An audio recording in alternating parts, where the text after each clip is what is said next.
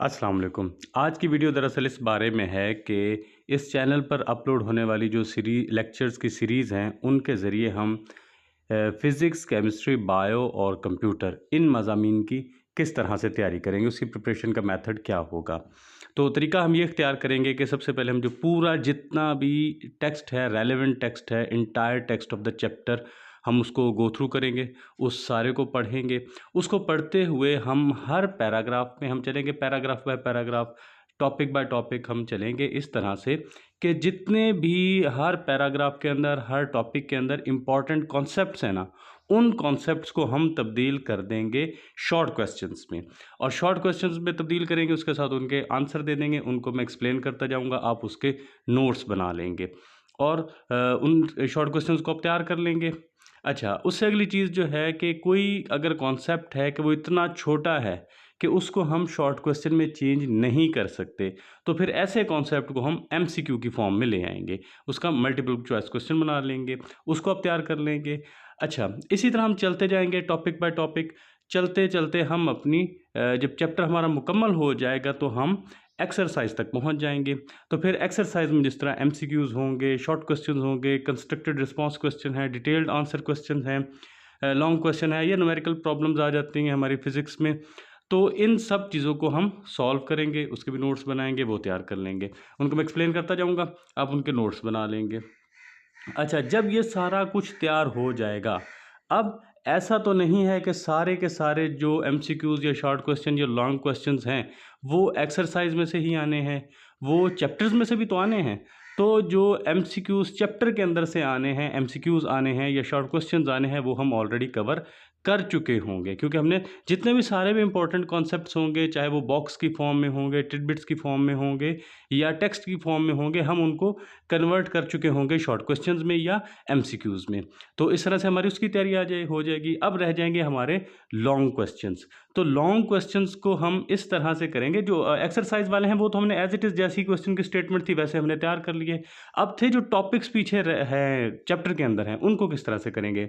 हम अपने short questions को ही इस तरह से डिज़ाइन करेंगे कि जब हमने किसी लॉन्ग क्वेश्चन का आंसर लिखना होगा तो उन्हीं शॉर्ट क्वेश्चंस के आंसर्स को हम कंबाइन करेंगे, तो हमारा लॉन्ग क्वेश्चन का आंसर बन जाएगा। तो शॉर्ट क्वेश्चंस के ज़रिए ही हम एमसीक्यूज़ भी अपने तैयार कर लेंगे, लॉन्ग क्वेश्चन भी तैयार कर लेंगे और शॉर्ट क्वेश्चंस तो तैयार हो जाएंगे ही जाएंगे उसके अंदर।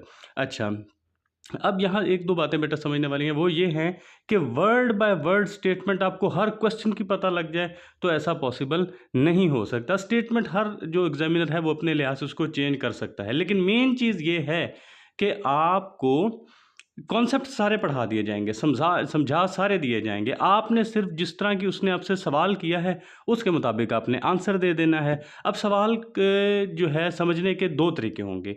एक चीज़ है जी, आपने जिस पर गौर करना है वो है क्वेश्चन की स्टेटमेंट, और दूसरा है मार्क्स की वेटेज कितनी है, कि वो कितने नंबर का सवाल है।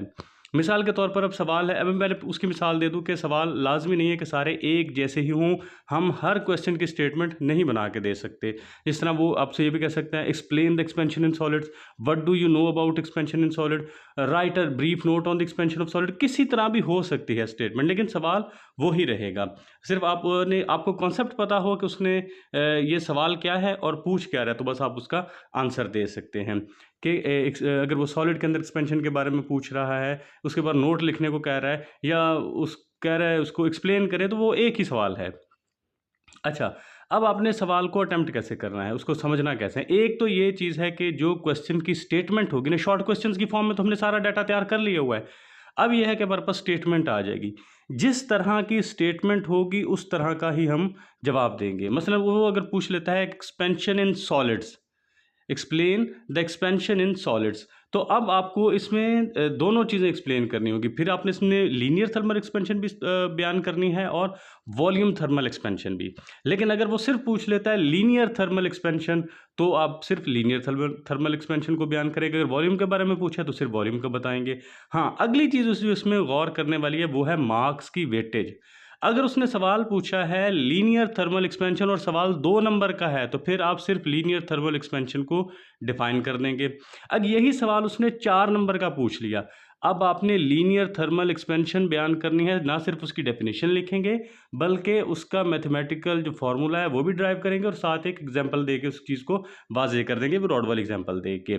इसी तरह अगर वो एक्सपेंशन इन सॉलिड पूछता है और सवाल है 2 नंबर का, तो सिर्फ आप इसकी डेफिनेशन लिख देंगे कि एक्सपेंशन इन सॉलिड क्या होती है कि अगर उसका टेम्परेचर चेंज करे तो उसके वॉल्यूम में और लेंथ में इजाफा हो सकता है।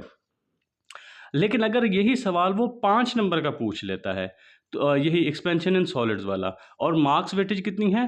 5 नंबर। तो अब आपको यही सवाल वहाँ से आपने जो शॉर्ट क्वेश्चन मैंने आपको करवा दिए होंगे, उन्हीं में से आपने उठाना है। लीनियर थर्मल एक्सपेंशन, इसकी mathematical derivation, volume thermal expansion, उसकी मैथमेटिकल डेरिवेशन, एग्जाम्पल एक देके तो आप उसको इस तरह से अपना सवाल जो है आप मुकम्मल करेंगे।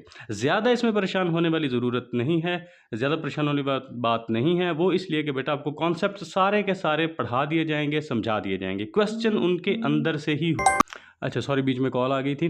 तो आपको इसको जो है आपको सारे के सारे कॉन्सेप्ट्स बता दिए जाएंगे, समझा दिए जाएंगे।